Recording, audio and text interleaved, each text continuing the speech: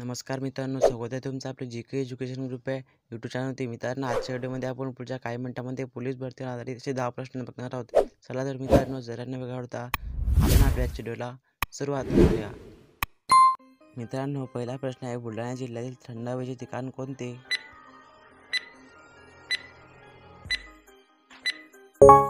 उत्तर आहे option number आहे भिंगारा.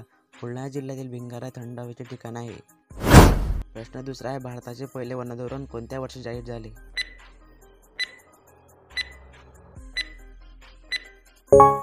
उत्तर आहे ऑप्शन नंबर डी 1916. भारताचे पहिले वन धोरण 1916 या वर्षी सुरू झाले. प्रश्न तिसरा आहे, कोल्हापूर, रत्नागिरी व रायगड या तिन्ही जिल्ह्यात कोणत्या खनिजाचे साठे आहेत?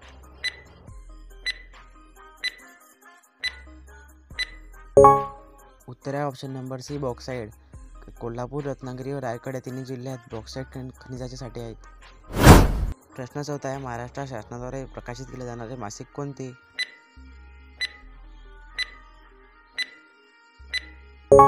उत्तर आहे ऑप्शन नंबर सी सायबर गुन्हे.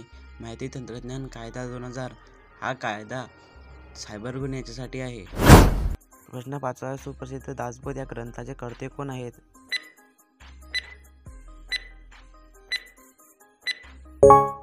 उत्तर आहे ऑप्शन नंबर बी संत रामदास. सुप्रसिद्ध दासबोध या ग्रंथाचे कर्ते संत रामदास आहेत.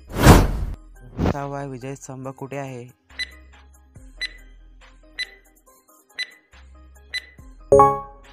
उत्तर आहे ऑप्शन नंबर डी चित्तोड. विजय स्तंभ चित्तोड येथे आहे. प्रश्न सातवा आहे, 1872 मध्ये आयोजित केलेली भारताची 2011ची जनगणना ही कोणती जनगणना आहे?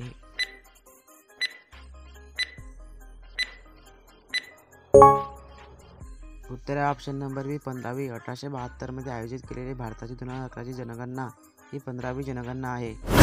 प्रश्न आठवा आहे, मी अन्नपूर्णा योजना कोणत्या राज्याने सुरू केली?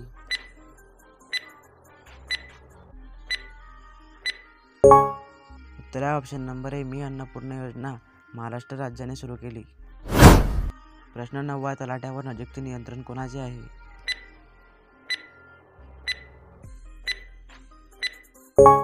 उत्तर आहे ऑप्शन नंबर डी तहसीलदार. तलाठ्यावर नजीकचे नियंत्रण तहसीलदार यांचे आहे. 10वा आणि शेवटचा प्रश्न आहे, जागतिक नागरी संरक्षण दिवस कधी साजरा केला जातो?